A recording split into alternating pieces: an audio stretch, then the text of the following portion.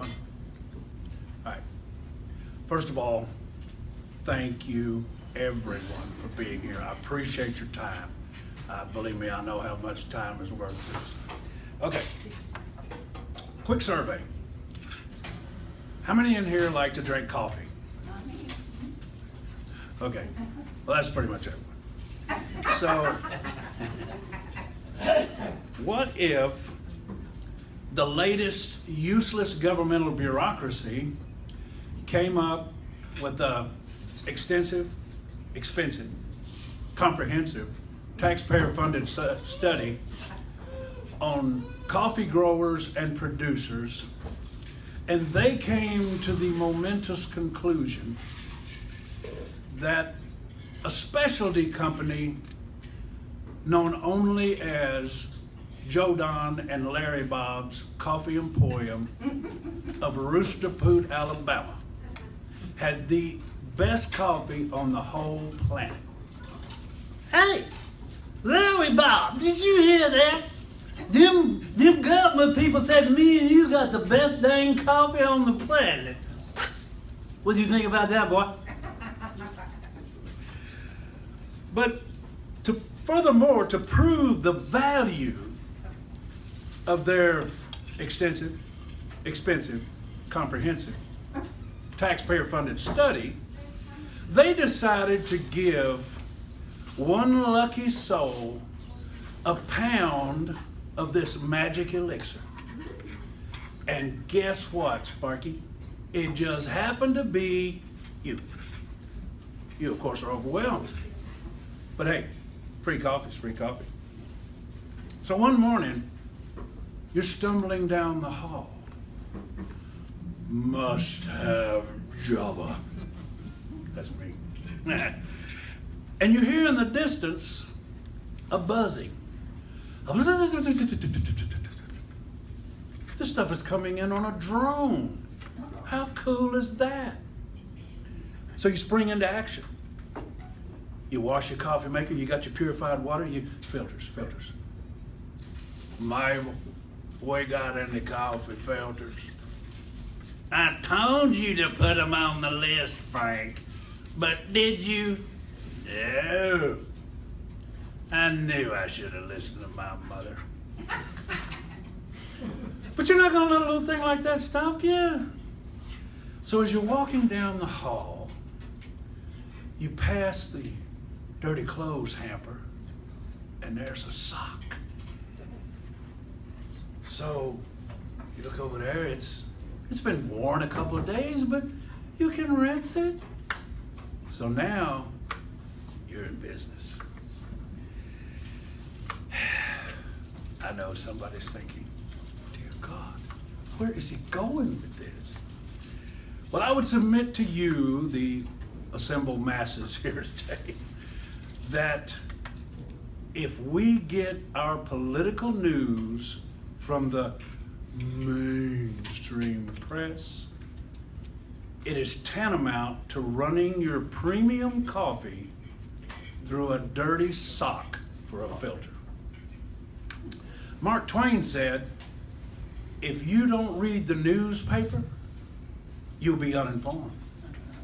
If you do read the newspaper, you'll be misinformed. What is their job? It is to stand on the street corner and observe the event, whatever the event is. Produce a big yellow pad and a razor-sharp writing instrument, maybe a video, and take copious notes.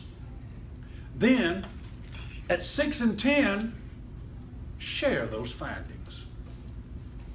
That is all. Now ask yourself, did you see in that reporter's job description anywhere the phrase, insert your stupid little condescending, arrogant opinion? No, you did not.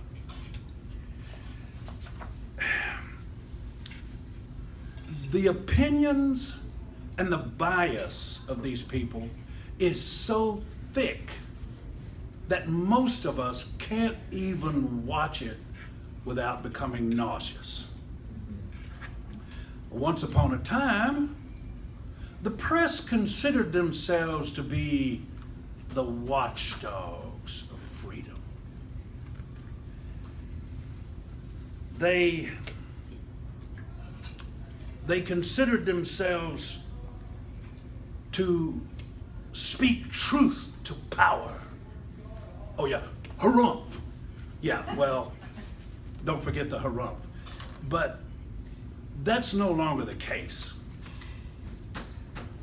What we have now is not a bunch of snarling watchdogs warning us to the abuses of the highest echelons of power, but rather a pack of rabid attack dogs with one mission: destroy the outsider, Donald Trump. Now we have a cheat sheet made up here for first come, first serve. Dottie's got it over there. And it has a lot of information and stuff we're talking about here tonight. And but I'll just give you a couple right now. George, step on all of us, or as the Clintons knew him, snuggle up to us, used to be in the Clinton war room back when they were disgracing the presidency in the 90s. Little Chrissy Matthews, who's been known to get a tingle up his leg when he heard Obama speak, was at one time a staffer for Tip O'Neill. And then, poof, they became objective journalists. Well, they expect us to believe what they say. Now, I'm a little skeptical.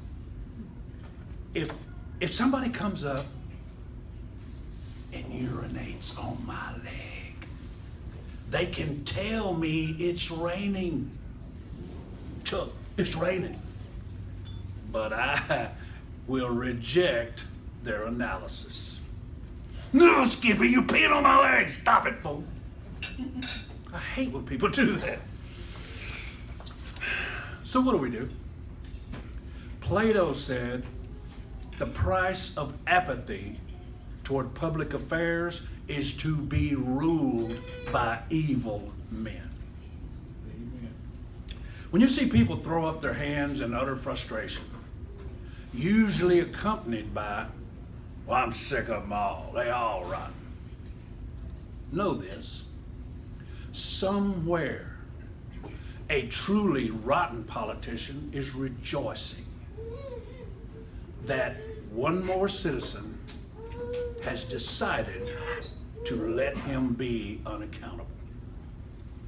Now, I don't believe for 1 second that all politicians are crooks.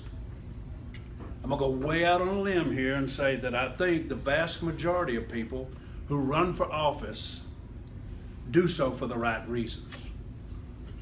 Obviously, there are some that are crooked from the start, but I think they're the exception. I think what happens is the seduction of power begins the minute they arrive. And only the strongest of character can withstand its siren call. Sadly, a large number end up dashed on the jagged rocks of graft, fraud, corruption. So where does that leave us, we the people? These are our representatives. Is there some way to cut through the smoke and mirrors of a media industrial complex whose agenda is to deliberately deceive us in order to protect the ruling class? A press corps that wakes up in the morning, drinks strong coffee, and mumble to themselves as they walk out the door, must destroy Trump. Now, if you think my assessment of them and their motives is a bit much, then consider this. Over 90% of the coverage of this man since he was elected has been negative. They desperately want to destroy not only President Trump, but also anyone associated with him. They must teach anyone who would dare to challenge their power a brutal lesson. I think we have a formula to help us bring some light to the swamp. First, we observe. Follow the money. When you're talking about political matters, always throw power into the bowl, because money and power are so intertwined, it's like trying to separate paint once it's mixed. Next, if we follow the money, we will soon discover who benefits. Who benefits from the laws? Who benefits from the regulation? Who benefits from the policies that are enacted?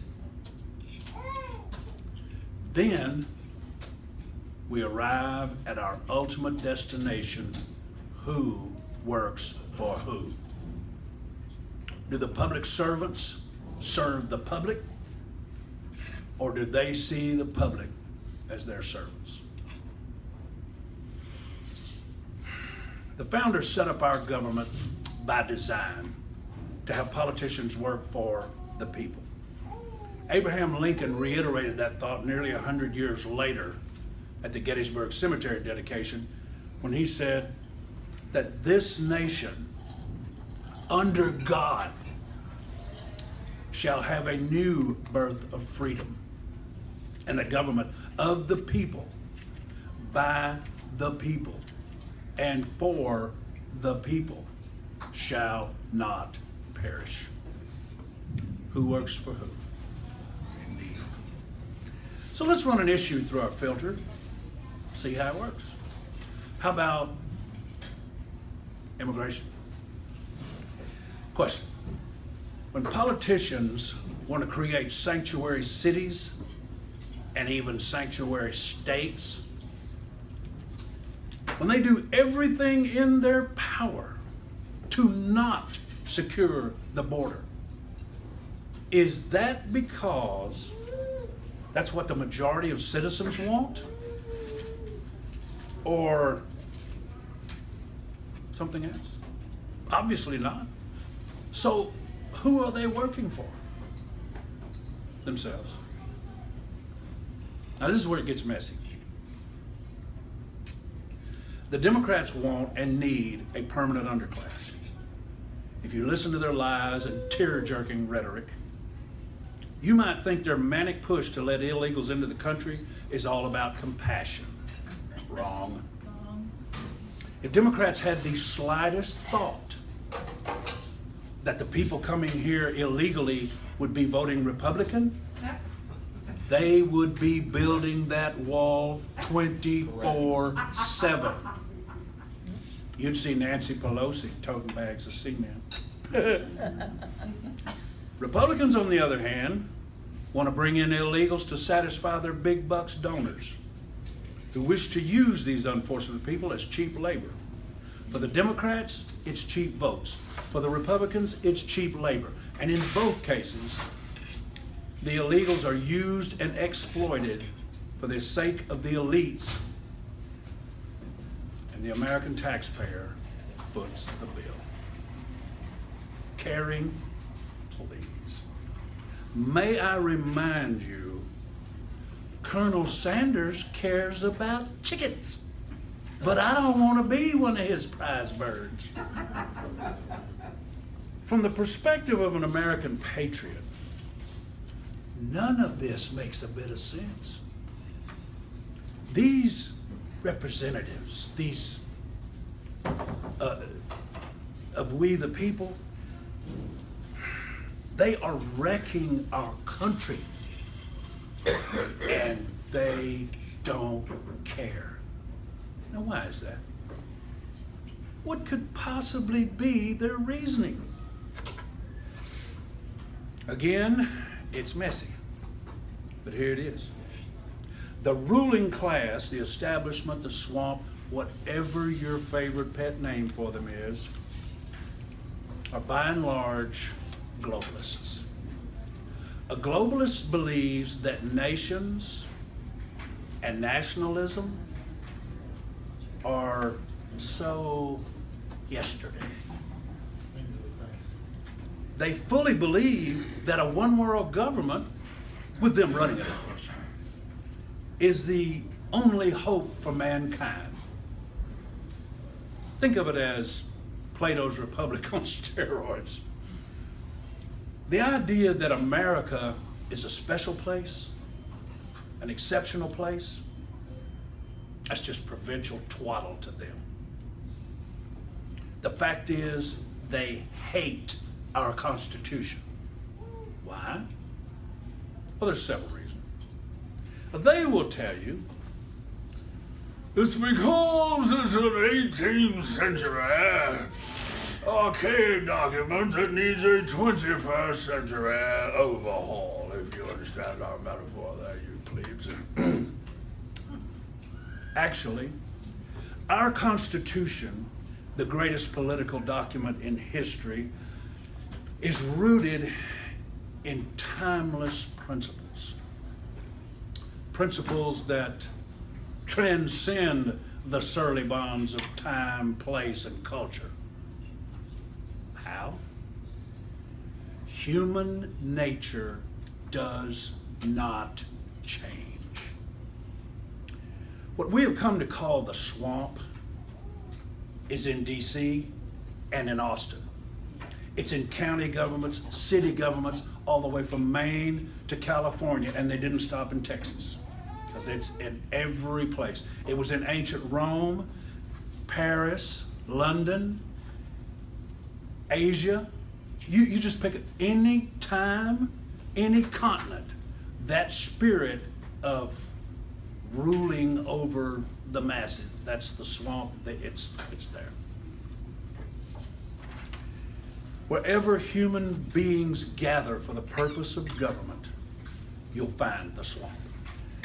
James Madison, considered by many as the father of the Constitution, wrote in Federalist 51, "But what is government itself but the greatest of all reflections on human nature?" Precisely. Woodrow Wilson, FDR, and many other lesser lights have referred to our Constitution as a document of negative liberties, meaning what the government can't do to you. Now, they claim to want a document of positive liberties, meaning what the government will do for you. But it gets worse. They also maintain that the Constitution is a living, breathing document. What does that even mean? At this time, I'd like to bring in our certified liberal doublespeak translator. Come on, sir. Thank you, Mr. Raines. Off you go. The living, breathing documenting is so they can bypass the legitimate constitutional method of amending the Constitution, because they simply hate the input of we the people. And as is the case with almost all of liberalism, it's total bull. Well, thank you, Mr. Translator. My pleasure. Now, where did you say that buffet thing was again? The Washington, well, I tell you what, if you think that living, breathing document thingy sounds good, try this. Go to your banker. I tried it and he said, no, Chucky, that ain't how it works. Security. The Washington swamp hates our Constitution primarily because it puts limits on their greed for power. The swamp people think they are entitled to the levers of power. Servants of the people? Are you kidding? One of the principal architects of Obamacare, Jonathan Gruber, rhymes with goober,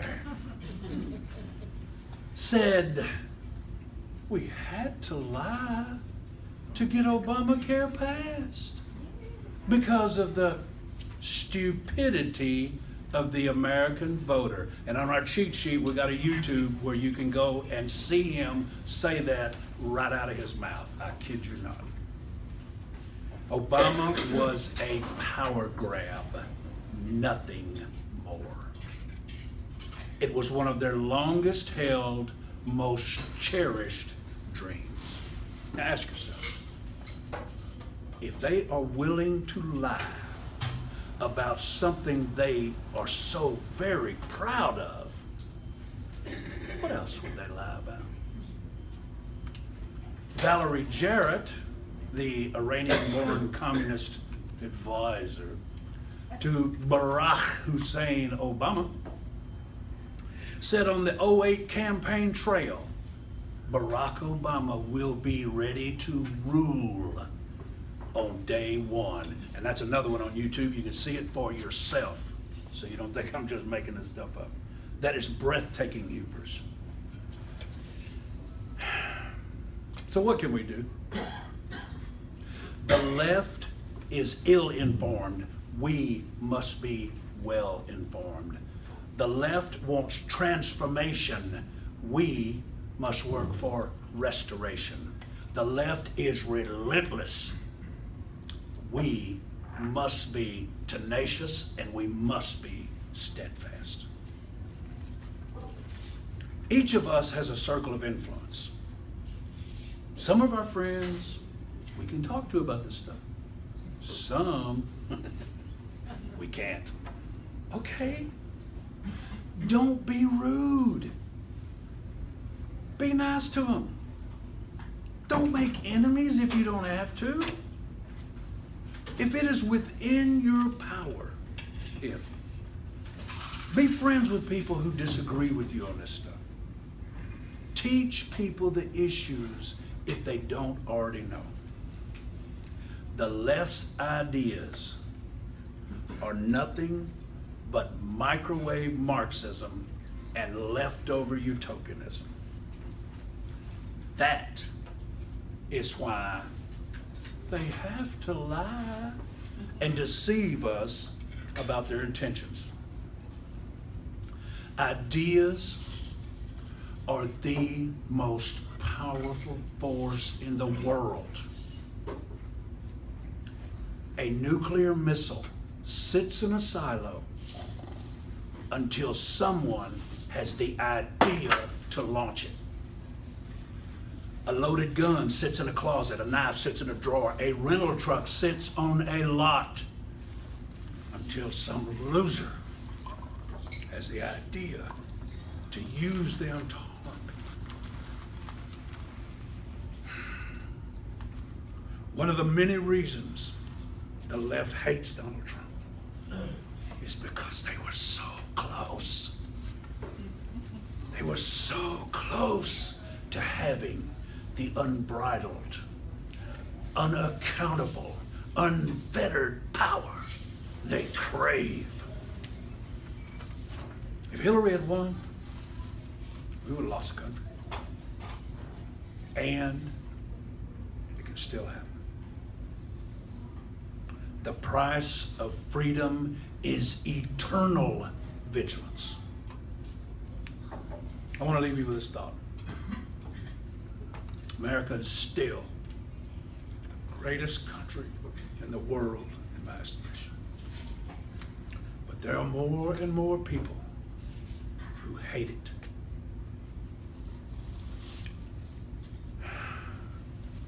They love to point out any and every flaw this country has. And they sing the praises of all these other places and how rotten America is and how rotten capitalism is while talking on their iPhone. Let that one sink in. So, just ask them one question. Just one. Psst, come here, Skippy, I got a question. Where do you choose to live? Thank y'all.